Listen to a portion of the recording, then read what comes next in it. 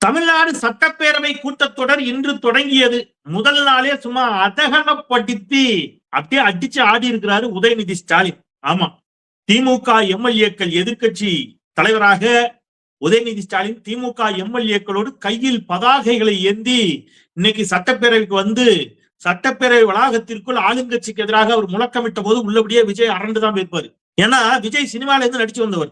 சினிமால என்னன்னு கேட்டீங்கன்னா அவர் ஹீரோவா இருப்பாரு, ஒரு வில்லன் இருப்பாரு, ஒரு 100 பேர் வந்தாலும் சுத்திங்கன்னு வைங்க, அப்படியே அடிச்சீங்கன்னா ஹீரோ மேல மட்டும் குண்டு போடாம ஹீரோ தப்பிப்பாரு. அப்படியே சுத்தி சுத்தி நீங்க அடிக்கலாம், விளையாடலாம். ஆனா அரசியல் கலாம் அப்படி இல்ல ராஜா, நீங்க வந்தீங்கன்னா வச்சு செய்வாங்க. அந்த மாதிரி இப்ப என்ன பண்ணிருக்காங்க அப்படின்னு கேட்டீங்கன்னா, முதலமைச்சர் கெத்தா கோட்டு கிட்லாம் போட்டு பொட்டு கிட்லாம் வச்சு ஜம்முன்னு ஸ்கூல் போற ஆமா மாணவன் மாதிரி ஸ்டூடெண்ட் மாதிரி கிளம்பி காலையில ரெகுலரா வர மாதிரி வந்துட்டாப்ல. இந்த பக்கம் எதிர்கட்சிகள், குறிப்பா திராவிட முன்னேற்ற கழக எம்எல்ஏக்கள், சட்டப்பேரவையினுடைய எதிர்கட்சி தலைவர் உதயநிதி ஸ்டாலின் அவர்கள் தலைமையில வாயில ஏதாவது வந்துரும் அப்படின்னு சொன்னார் தெரியுமா? யாரு? விஜய். வாயில ஏதாவது வந்துரும். யாரு? முதலமைச்சர் பேசுற பேச்சா இது பேசினார். இன்றைக்கு அவங்க அத என்ன பதாகைகளாகவே பிடித்து விட்டார் உதயநிதி ஸ்டாலின். வாயில் ஏதாவது வருமா சிஎம் சார்னு கேட்டார். இன்னைக்கு பதாகைகளை ஏந்தி வாயில ஏதாவது வருமா, எதுக்கு பதில் வருமானு கேட்கிறாரு. வாயில ஏதாவது வருமா, வாய திறங்க சிஎம் அப்படின்னு கருப்பு பச்சை என்னது கருப்பு கலர்ல பிளாக் கலர்ல பேஜ், கருப்பு பட்டை அணிந்து நீங்க வந்து எதையாவது பேசுங்க. இப்படியே எத்தனை நாளைக்கு இருப்பீங்க? இந்த நாட்டாளம் படத்துல அப்படியே உட்கார்ந்துருப்பாரு ஒருத்தர் மிச்சர் சாப்பிட்டுட்டு. அந்த மாதிரி யாரும் என்ன செய்யக்கூடாது. முதலமைச்சர் என்பவர் ஆக்டிவா இருக்கணும். நாட்டு மக்கள் கேட்கிற கேள்விகளுக்கு பதில் சொல்லணும். திரையில் நாயகன், தரையில் வில்லன். அவங்க வச்சிருந்த பதாகை, இன்னைக்கு திமுக வச்சிருந்த பதாகை, திரையில் நாயகன், தரையில் வில்லன். திரையில் ஹீரோ, தரையில் ஜீரோ. சிறு பிள்ளைகள் எங்கே, உங்கள் சிங்க பெண்கள் எங்கே? இதெல்லாம் இன்னைக்கு அவங்க எழுப்பிய முழக்கங்கள், திமுக எம்எல்ஏக்கள் எழுப்பிய கேள்விகள். ரீல் எங்கே, ரியல் எங்கே? உண்மை எங்க சார்? ரீல் சாட்சி, ஒரே ரீல் சாட்சியா இருக்கு.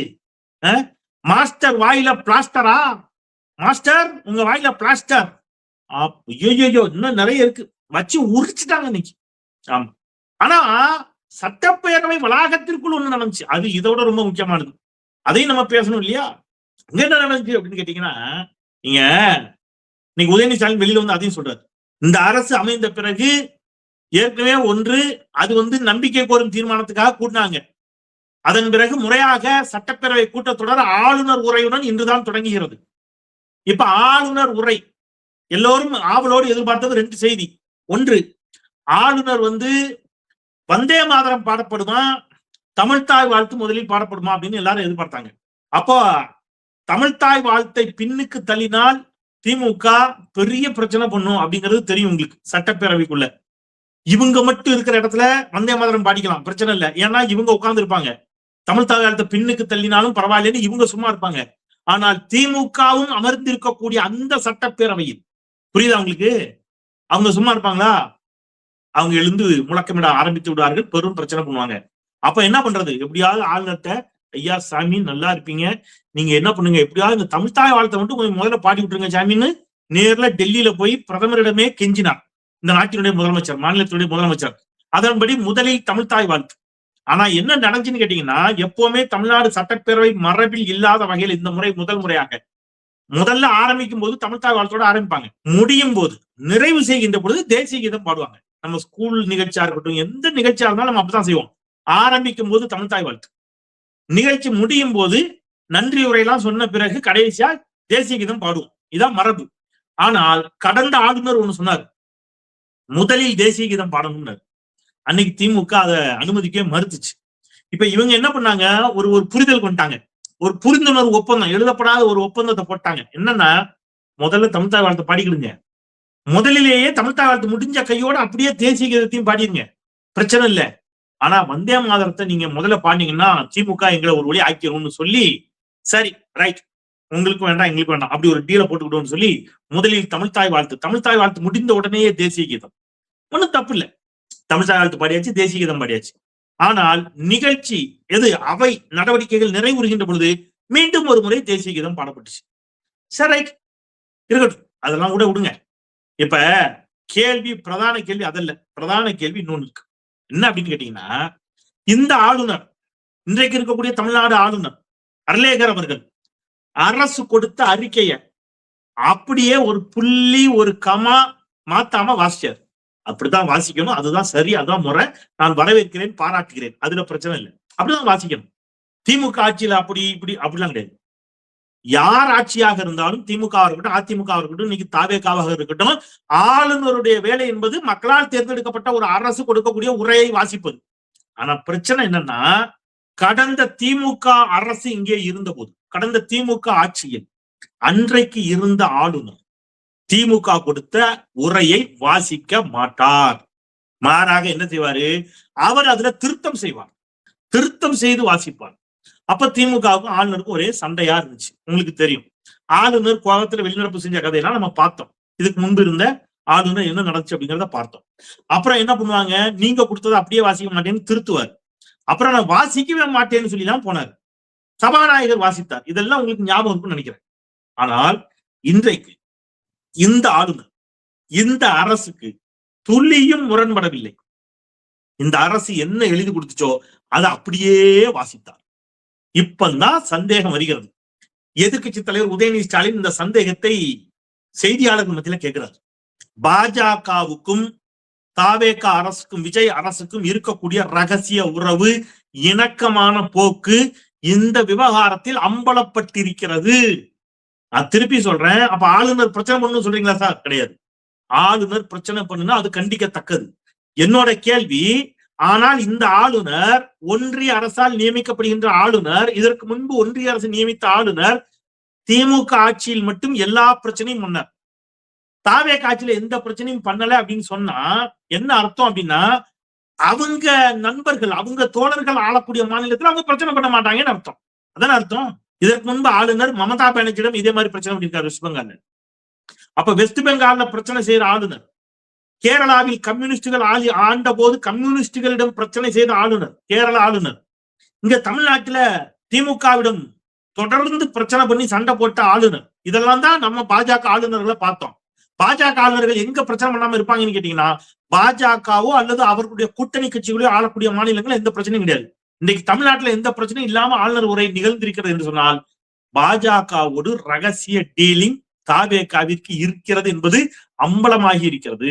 இதை எதிர்க்கட்சி தலைவர் இன்னைக்கு சுட்டி காட்டுறாரு. சரி சார், அப்படி ஆளுநர் உரையில் அப்படி ஆக சிறப்பா என்ன பேசிட்டாங்க அப்படின்னு கேட்டீங்கன்னா ஒண்ணு இல்லை. திமுக ஆட்சியில் என்னெல்லாம் சொன்னாங்களோ அதைத்தான் திருப்பியும் சொல்லியிருக்காங்க. சொல்லிட்டு திமுக ஆட்சியை கொஞ்சம் திட்டிருக்காங்க வழக்கம் போல. என்னது, 69 விழுக்காடு இடஒதுக்கீட்டை நாங்கள் காப்பாற்றுவோம் திமுக சொல்றது.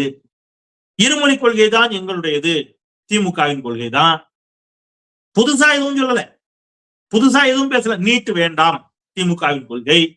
தேசிய கல்விக் கொள்கையை ஏற்க மாட்டோம், திமுக சொன்னது. எல்லாமே திமுக சொன்னது அப்படியே சொல்லியிருக்கிறாங்க.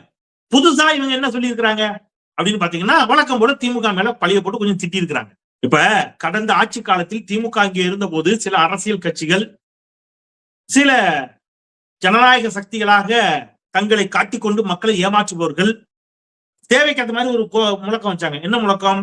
சாதி வாரி கணக்கெடுப்பை திமுக அரசு நடத்தணும், மாநில அரசே நடத்துவதற்கு அனுமதி இருக்குது, அதிகாரம் இருக்குதுன்னு சொன்னாங்க. நான்லாம் சொன்னேன், இல்ல, மாநில அரசுக்கு அந்த அதிகாரம் கிடையாது. நடத்தலாம், என்ன பண்ணலாம், சர்வே வேணா செய்யலாம், ஆனா சென்செக்ஸ் எடுக்க முடியாது, சர்வேவை வைத்து இடஒதுக்கீடு கொடுக்க முடியாது அப்படின்னு நான் சொன்னேன். சொல்லும் போது யாரும் கேட்கல. இன்னைக்கு தாவேகா அரசு அதை சொல்லுது. ஆளுநர் சொல்லுகிறார், ஒன்றிய அரசு மத்திய அரச சொல்றாரு என்ன பண்ணணுமா, விரைவில் சாதி வாரி கணக்கெடுப்பு எடுக்கணுமா. அவங்க எடுத்த பிறகு இவங்க சர்வே எடுப்பாங்க. இதைத்தான் கடந்த திமுக அரசு சொல்லிச்சு. சொன்ன போது எவ்வளவு கோவப்பட்டீங்க? சரி, சாதிய ஆணவ படுகொலைகளுக்கு தனி சட்டம் இயற்றப்படும் அப்படின்னு நான் பேரன்பு கொண்டு நேசிக்கக்கூடிய இன்றைக்கு மாண்புமிகு அமைச்சர் தோழர் வன்னியரசு அவர்கள் சொன்னார், ஆணவ படுகொலைகளுக்கு சட்டம் இயற்றப்பட வேண்டும் அப்படின்னு சொல்லி. அது வரவேற்கத்தக்க கோரிக்கை, அது வரவேற்கத்தக்க ஒரு முடிவு.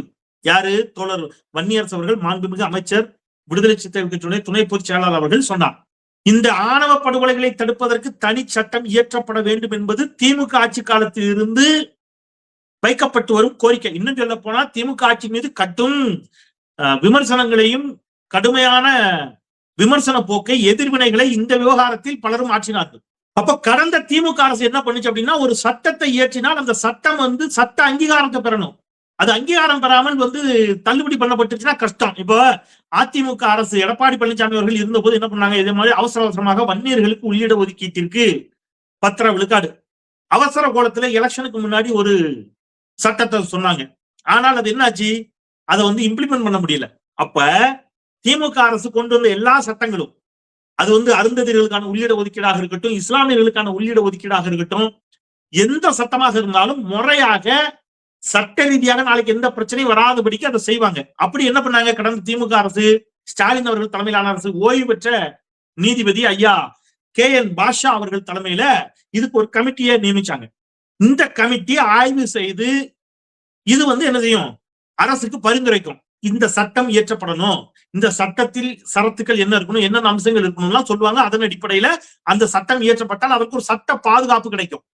அந்த அடிப்படையில ஒரு கமிட்டியும் நியமிக்கப்பட்டுச்சு. இப்ப இந்த அரசு இந்த ஆளுநர் உரையில் ஆணவ படுகொலைகளை தடுப்பதற்கு, ஏன்னா இந்த அரசு வந்த பிறகு மட்டும் 4 ஆணவ படுகொலைகள் நடந்திருப்பதாக செய்தி வருகிறது. 4 பெண்களுக்கு எதிரான பாலியல் வன்கொடுமைகள் அதிகரித்துக் கொண்டே இருக்கின்றன. அப்ப இப்படியான சூழல்ல இந்த KN பாஷா அவர்கள் தலைமையில ஒரு கமிட்டி போட்டிருந்தாங்க. அந்த கமிட்டி என்ன ஆச்சு, அந்த கமிட்டியினுடைய முடிவுகளின்படி ஆணவ படுகொலைகளை தடுப்பதற்கு தனி சட்டம் இயற்றப்படுமா இல்லையா என்பது ஆளுநர் அறிக்கையில இருந்திருக்கணும். இருந்துச்சா? எனக்கு தெரிஞ்சு எந்த ஊடகத்திலும் அதை பத்தின செய்தி வரல. ஊடகத்துல எந்த ஊடகத்திலும் அது இல்லைன்னா அது பெரிய செய்தியா இருக்கும். ஆனால் இதுல இன்னொரு செய்தி வந்துச்சு.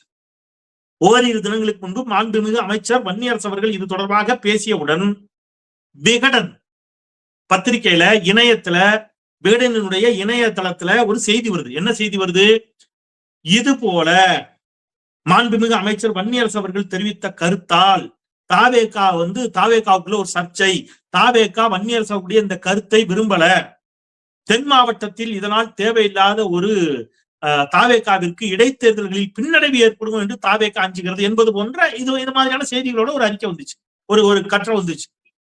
இப்ப நான் என்ன கேட்கிறேன், அன்றைக்கு திமுகவிற்கு எதிராக மிக கடுமையாக இந்த விவகாரத்தில் குரல் கொடுத்த ஜனநாயக சக்திகள், அம்பேத்கரிய சிந்தனையாளர்கள், ஆளுநர் உரையில ஆணவ படுகொலைகளை தடுப்பதற்கு தனிச்சட்டம் குறித்து ஏன் தாவேகா அரசு எந்த வாக்குறுதியையும் தரவில்லை? அதை கேட்கணும்ல. இந்த நிமிடம் வரைக்கும் யாரும் கேட்கலையே. ஏன்னா இவங்க எல்லாம் திமுகவை மட்டும்தான் எதிர்ப்பாங்க. நல்லா புரிஞ்சுங்க. இதுல நான் எல்லாரையும் கூட சொல்ல, ஒரு சிலர் உள்ளபடியே தலித்துகளுக்காக போராடக்கூடியவர்கள், ஒரு சிலர் உள்ளபடியே பெண்களுக்காக போராடக்கூடியவர்கள், ஒரு சிலர் உள்ளபடியே இந்த சமூகத்திற்காக போராடக்கூடியவர்கள். ஆனால் மற்றவர்கள் பிழைப்புவாதிகள். யாரெல்லாம் பிழைப்புவாதிகள் கண்டுபிடிக்கணுமா? ரொம்ப ஈஸி.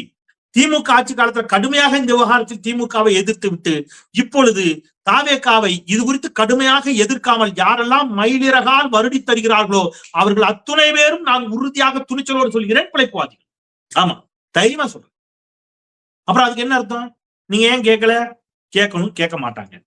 சரி, இன்னொன்னு, இன்னைக்கு ஆளுநர் உரையில ஆலயங்களினுடைய அந்த பொருளாதாரம், சொத்து உள்ளிட்டவை, கோவில்களினுடைய இது கோவில்களுக்கு மட்டுமே, கோவில்களினுடைய மேம்பாட்டிற்கு மட்டுமே செலவிடப்படும் என்பது போன்ற ஒரு வரியை பார்த்தேன். கோவில்களினுடைய சொத்துக்கள் கோவில்களுக்காக மட்டுமே, திருப்பணிகளுக்காக மட்டுமே என்று சொன்னால் அது ஓகே, அதுல பிரச்சனை கிடையாது. ஆனால் கோவில்களில் இருந்து வரக்கூடிய வருமானங்களை கோவில்களுக்கு மட்டுமே செலவிடணும் அப்படின்னு சொன்னீங்கன்னா, இந்து சமய அறநிலையத்துறையின் கீழ் பள்ளிகள் கல்லூரிகள் இயங்குகின்றன. இப்ப அதெல்லாம் இயங்குறதா வேண்டாமா? இந்து சமய அறநிலையத்துறையின் கீழே கல்லூரி இயங்குது. கல்லூரி இவங்க என்ன சொல்றாங்க, நீங்க ஹிந்துத்துவ அமைப்புகள் பலர் வெளிப்படையா சொன்னாங்க, பள்ளிக்கூடம் கூட நடத்தக்கூடாதுன்னு சொன்னாங்க, கல்லூரி கூட நடத்தக்கூடாது, கோயில் பணத்தை கோயிலுக்கு மட்டுமே செலவிடணும்னு சொன்னாங்க. ஒவ்வொரு கோயிலும், சில கோவில்களில் பல கோடி ரூபாய் வரும், பல கோடி வரும். அவ்வளவு கோடி ரூபாயும் அங்கே செலவிடுவதற்கான தேவை முதலில் இருக்குமா? அப்ப அந்த பணத்தை வேற எங்கேயும் கொண்டு போய் செலவிடக்கூடாது. கரெக்ட், அதுல மாற்று கருத்து இல்லை. ஒரு கோவிலில் இருந்து கிடைக்கக்கூடிய வருமானத்தை எடுத்து இன்னொரு வேற எதுக்கோ ஒண்ணுக்கு நீங்க செலவிட்டீங்கன்னா ரைட்டு. கல்விக்கு செலவிடுறதுல என்ன தப்பு? அதுல படிக்கிறது யாரு? இல்லையா? அப்போ இவங்க கோவில் தொடர்பாக ஒரு கருத்தை வச்சிருக்கிறாங்க. இது யாருடைய கருத்து? இது நீண்ட காலமாக RSS பாஜக வைத்து வரும் கருத்து. அதை ஏன் தாவேகா வைக்குது? இப்ப எல்லா துறைக்கும் இப்படி பார்க்க ஆரம்பிச்சீங்கன்னா என்ன ஆகும்? பள்ளி கல்வித்துறையிலிருந்து வரக்கூடிய வருமானத்தை மட்டும்தான் பள்ளி கல்வித்துறைக்கு பயன்படுத்தணும். முடியுமா? டீச்சர்ஸுக்கு சம்பளம் கொடுக்க முடியுமா? போக்குவரத்து துறையிலிருந்து வரக்கூடிய பணத்தை மட்டும்தான் போக்குவரத்து துறைக்கு பயன்படுத்தணும் அப்படின்னீங்கன்னா என்ன ஆகும்? அப்படி சொல்லி பாருங்க. பேருந்துகளை நடத்த முடியுமா? எப்படி முடியும்? அப்போ ஒரு துறையிலிருந்து நிறைய பணம் வரும், ஒரு துறையிலிருந்து கம்மியா பணம் வரும். ஆனா கம்மியா பணம் வரக்கூடிய ஒரு துறைக்கு நம்ம நிறைய கூட செலவிட வேண்டி வரும். ஃபார் எக்ஸாம்பிள் பள்ளிக்கல்வித்துறை, உயர்கல்வித்துறை. உயர்கல்வித்துறைக்கும் பள்ளிக்கல்வித்துறைக்கும் பெருசா பணம் வராது. நான் சொல்றது அரசு நடத்தக்கூடிய நிறுவனங்களில் இருந்து. ஏன்னா நம்ம கல்விக்கு முக்கியத்துவம் கொடுக்கணும், கல்வி அவங்களுக்கு கட்டணம் இல்லாமல் போய் சேரணுங்கிறதுக்காக அதை நடத்துறோம். அதை லாப நோக்கத்தில் நடத்த முடியாது.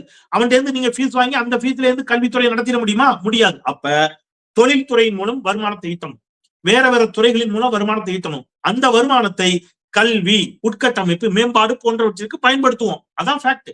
அப்ப அறநிலையத்துறையின் கீழ் இருக்கக்கூடிய கோவில்களில் இருந்து வரக்கூடிய வருமானத்தை தேவையில்லாத செலவு, ஃபார் எக்ஸாம்பிள் நீங்க வேற ஏதோ ஆடம்பரமா கொண்டு போய் கெட்டி செலவிட்டீங்கன்னா அது தப்பு. ஆனால் கல்வி உள்ளிட்டவற்றிற்கு செலவிடுவதையும் கூட நிறுத்த வேண்டும் என்று சிலர் சொன்னார்கள். இந்த ஆளுநர் அறிக்கையில் அதை இன்னும் கூட தெளிவுபடுத்தணும்னு நான் கேட்டுக்கிறேன். அவங்க அதை அதுக்கு மட்டும்தான் முறைப்படுத்தும் அப்படிலாம் சொல்லியிருக்கிறாங்க. அது என்ன நோக்கத்துல சொன்னாங்கன்னு எனக்கு தெரியல. அதை இன்னும் தெளிவுபடுத்தணும் அரசு. அதையும் நான் இந்த இடத்துல சுட்டி காட்ட கடமைப்பட்டிருக்கேன். ஒன்று, இப்ப இது எல்லாத்தையும் அடுத்தது கேட்பாங்க யாரு? எதிர்கட்சிகள் கேட்கும். இப்ப ஆளுநர் ஆளுநர் உரையின் மீது நன்றி தெரிவிக்கணும். யாரு நன்றி தெரிவித்து பேசணும்? முதலமைச்சர். அவர் 3வது நாள் பேசுவார்னு இருக்காங்க. மொத்தம் 3 நாள் சபை நடக்க போகுது.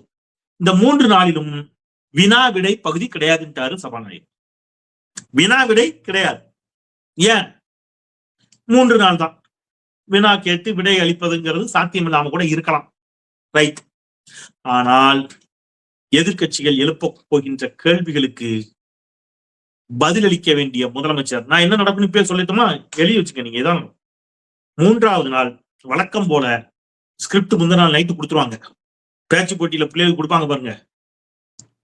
என்ன இந்த தாமரை மலம் போல் விற்றிருக்கும் நடுவர் பெருந்தகை அவர்களே, இங்கே வந்திருக்கக்கூடிய மாணவ செல்வங்களே, உங்கள் அனைவருக்கும் என்னுடைய வணக்கத்தை சொல்லி ஐயோ அப்படின்னு ஆரம்பிப்பாங்க இந்த ஸ்கூல் ஸ்டூடெண்ட்ஸ் பேச்சு போட்டா. அதே மாதிரி முதலமைச்சர் பேசுவார், மனப்பாடம் பண்ணிட்டு வந்துருவார். மறந்துடாதுன்னு ஒரு படத்துல அப்படியே தட்டிக்கிட்டே இருப்பாரு ஒருத்தர். அந்த மாதிரி தட்டிட்டு எப்படியா கொஞ்சம் தான் பேப்பர்ல வச்சிருப்பாரு, ஆவேசமா பேசுவார். ஆனா ஐயா எங்க சிக்குவார்னு கேட்டீங்கன்னா, ஸ்பாட்ல கேள்வி கேட்பாங்க, ஸ்பாட்ல பதில் சொல்லணும்.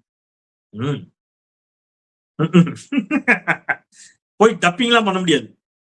சினிமால பண்ண மாதிரி இங்க வெறுமன வாய் அசைச்சிட்டு அப்படிலாம் சொல்லிட்டு அங்க போய் உன்னை கொன்னு குழி தோண்டி புதைச்சிட்டு ராஸ்கல் அப்படின்னு இந்த சினிமால இவர் சொல்லுவாரு, விவேக் ஒரு படத்துல, உன்னை சுட்டு கொன்னு குழி தோண்டின்னு ஆவேசமா பேசுவார்ல, உன்னை என்ன செய்யறேன் பார்த்து வில்லனை பார்த்து ஹீரோ பேசுவார்ல, அந்த மாதிரி வாய் அசைச்சிட்டு அங்க போய் டப்பிங் கொடுக்க முடியாது, அங்கேயே பேசி ஆகணும். அதனால எதிர்கட்சிகள் இந்த கேள்விகளை எல்லாம் எழுப்ப தொடங்கி விட்டார்கள். இன்னைக்கு அதை விட ரொம்ப ரொம்ப முக்கியமான ஒரு விஷயத்த சொல்லிட்டு நான் நிறைவு செஞ்சுறேன். பெண்களுக்கு ஒன்று என்றால் ஆமா தாங்க மாட்டான் இந்த கோட்டைச்சாமி அப்படிங்கிற மாதிரிதான் இருக்கு. இப்ப இன்னைக்கு ஆளுநர் உரையில சொல்றாரு, போதைப் பொருளை முழுமையாக ஒழிக்க இந்த அரசு உறுதியான நடவடிக்கை எடுத்து வருகிறது. மகளிர் மற்றும் குழந்தைகளுக்கு பாதுகாப்பான சூழலை உருவாக்குவதே இந்த அரசின் நோக்கம். ரைட். எப்படி? திருப்பி பாசிக்க கவனிச்சுங்க.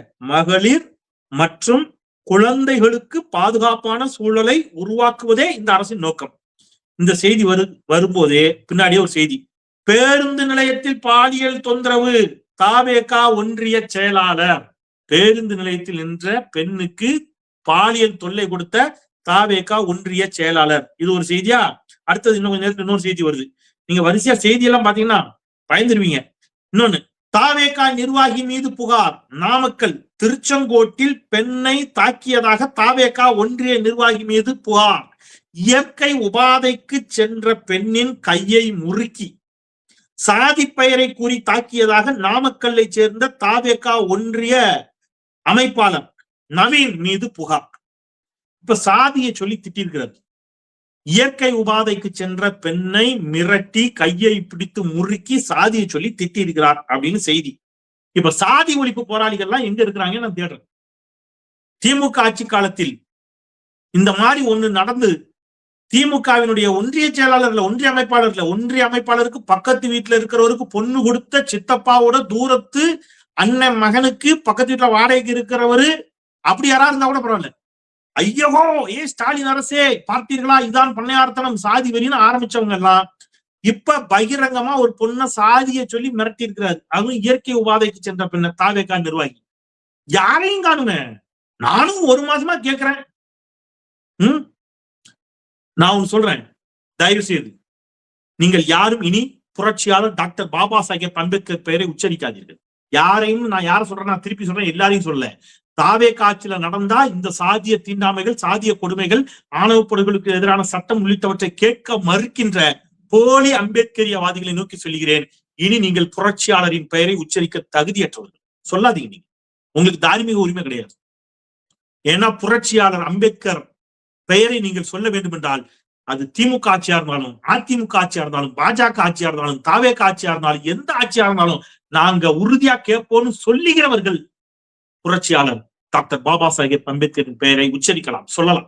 திமுக ஆட்சியில மட்டும் நாங்க பாய்வோம், தாவேகா ஆட்சி வந்தா மியா மியாமோ அப்படின்னா அது வேலைக்கு இல்ல. நீங்க கேட்கலாம், கேட்காம இருக்கலாம்.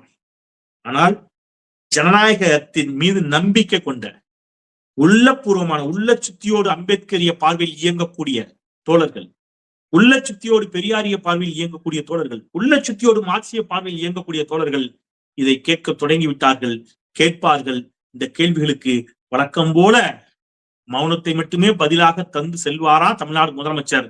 வாயில எனக்கு ஏதாவது நல்லா வந்துரும் அப்படின்னு சொன்னீங்களே முதலமைச்சர் அவர்களே, உங்க வாயில ஏதாவது சட்டப்பேரவை கூட்டத்தொடரின் பொழுது வருதான்னு பார்ப்பதற்கு நாடே காத்திருக்கிறது.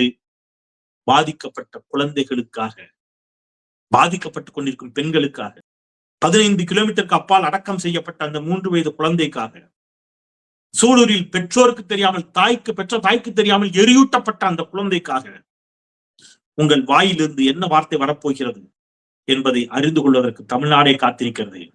நீங்கள் வாயை திறந்துதான் ஆக வேண்டும். திமுக எதிர்க்கட்சியாக உங்களை சும்மா விடாது.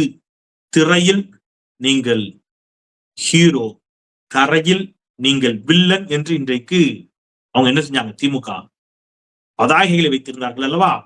நீங்கள் திரையில் ஹீரோவாக இருந்தால் மட்டும் போதாது, கரையிலும் ஹீரோவா இல்லையா என்பதை சட்டப்பேரவையில் நீங்கள் சொல்ல போகின்ற பதில்களிலும், நீங்கள் எடுக்க போகின்ற ஆக்கப்பூர்வமான நடவடிக்கைகளிலும் அவை இருக்கின்றன என்பதை சொல்லி மீண்டும் ஒரு முறை தமிழ் கேள்வியை பாருங்க, உங்கள் பேராதரவை தாருங்கள், சப்ஸ்கிரைப் செய்து பாருங்கள் என்று கேட்டு விடைபெறுகின்றேன். குரலற்றவர்களின் குரலாய் நான் செந்தில். நன்றி.